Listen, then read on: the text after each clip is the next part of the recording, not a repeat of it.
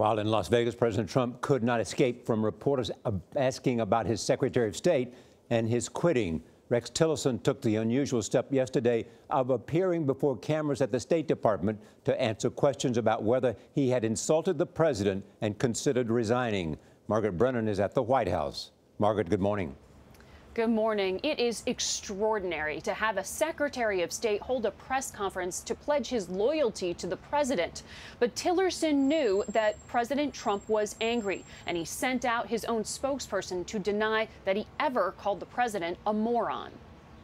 It was fake news. It was a totally phony story. President Trump's trip to console victims in Las Vegas was dogged by an explosive story, claiming that Secretary of State Tillerson had called him a moron and nearly quit following a July meeting at the Pentagon. He puts Americans and America first. He's smart.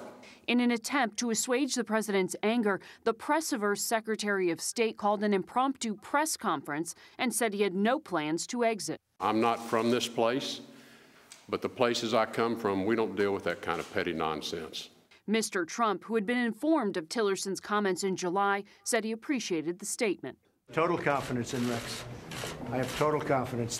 The blow-up happened after President Trump and Tillerson sparred in July over sharply differing views on the Iran nuclear deal. Tillerson was also frustrated. He'd been undermined on other key issues, including North Korea, Venezuela, and a Mideast dispute.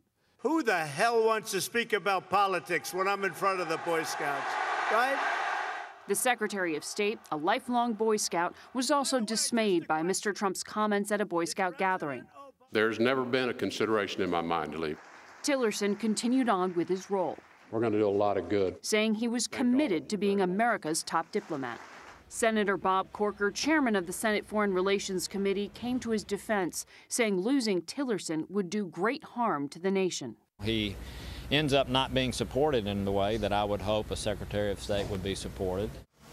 Senator Corker added that there are people within the Trump administration deliberately trying to undercut Tillerson's authority. And Norah, that can have an impact because even the perception of a divide between the president and his top diplomat can weaken U.S. negotiating power. And U.S. national security. Margaret, thank you so much.